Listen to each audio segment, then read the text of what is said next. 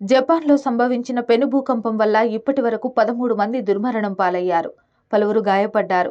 వేలాది మంది నిరాశ్రయులయ్యారు.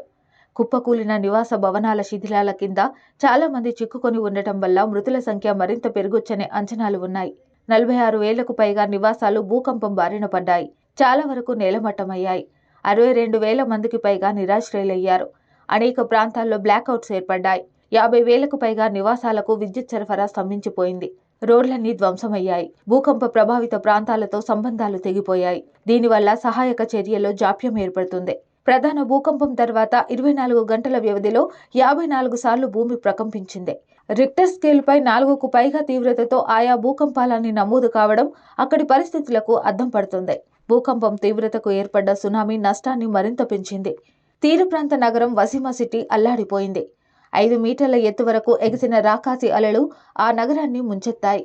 ఈ పరిణామాలపై యంగ్ టైగర్ జూనియర్ ఎన్టీఆర్ స్పందించారు.